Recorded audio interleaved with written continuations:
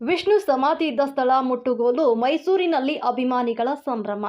ಬೆಂಗಳೂರಿನ ಅಭಿಮಾನ ಸ್ಟುಡಿಯೋದಲ್ಲಿ ವಿಷ್ಣು ಸಮಾಧಿ ಇದ್ದ ಸ್ಥಳವನ್ನು ಸರ್ಕಾರ ಮುಟ್ಟುಗೋಲು ಹಾಕಿಕೊಂಡ ಕ್ರಮವನ್ನು ಅಭಿಮಾನಿಗಳು ಸಂತಸದಿಂದ ಸ್ವಾಗತಿಸಿದ್ದಾರೆ. ಪುಣ್ಯಭೂಮಿಯನ್ನ ಸಂರಕ್ಷಿಸಲು ಮುಂದಾಗಿರುವಂತಹ ಸರ್ಕಾರದ ನಿಲುವನ್ನು ಸಮರ್ಥಿಸಿದ್ದಾರೆ. ವಿಷ್ಣುವರ್ಧನ್ ಅಭಿಮಾನಿಗಳು ಮೈಸೂರಿನ ಅಗ್ರಹಾರ ವೃತ್ತದಲ್ಲಿ ಸಾಹಸ ಸಿಂಹನ ಭಾವಚಿತ್ರ ಹಿಡಿದು ಜೈಕಾರ ಕೂಗುತ್ತಾ ಸಿಹಿ ಹಂಚಿ ಸಂಭ್ರಮಿಸಿದ್ರು. ಅಭಿಮಾನಿಗಳ 15 ವರ್ಷಗಳ ಹೋರಾಟಕ್ಕೆ ಸ್ಕಂದ ಜಯ ಅಂತ ಬಣ್ಣಿಸಿದ್ದಾರೆ.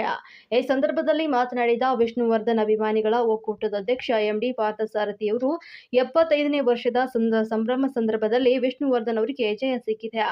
ವಿಷ್ಣುವರ್ಧನ್ ವಿಚಾರದಲ್ಲಿ ಪದೇ ಪದೇ ತೊಂದರೆ ಕೊಡ್ತಾ ಬಂದಿದ್ರು. ಅಭಿಮಾನಿಗಳು ಅದನ್ನ ಸಹನೆ ಹಾಗೂ ಶಾಂತ ರೀತಿಯಲ್ಲಿ ನಡೆದುಕೊಂಡು ಹೋಗ್ತಾ ಇದ್ರು. ರಾತ್ರೋರಾತ್ರಿ ಅವರ ಪುಣ್ಯಭೂಮಿಯನ್ನ ಕಿಡಿಗೇಡಿಗಳು ಧ್ವಂಸ ಮಾಡಿ ಕನ್ನಡದ ಮೇರು ನಟ ವಿಷ್ಣುವರ್ಧನ್ ಅವರ ಅಭಿಮಾನಿಗಳಿಗೆ ನೋವನ್ನುಂಟು ಮಾಡಿದ್ರು.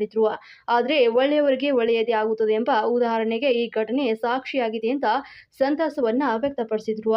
ಈ ಸಂದರ್ಭದಲ್ಲಿ ಕನ್ನಡ ಸಾಹಿತ್ಯ ಪರಿಷತ್ ಮಾಜಿ ಅಧ್ಯಕ್ಷರಾದ ಚಂದ್ರಶೇಖರ್, ಹಿಂದುಳಿದ ವರ್ಗಗಳ ಜಾಗೃತಿ ವೇದಿಕೆಯ ಅಧ್ಯಕ್ಷ ಶಿವರಾಮ್, ಜೆಡಿಎಸ್ ಕಾರ್ಯಾಧ್ಯಕ್ಷ ಎಸ್ ಪ್ರಕಾಶ್, ಪ್ರಿಯದರ್ಶನ್ ಮತ್ತು ಕರುಣಾಮಯಿ ವಿಷ್ಣು ಅಭಿಮಾನಿ ಬಳಗದ ಅಧ್ಯಕ್ಷ ಎಸ್.ಎನ್.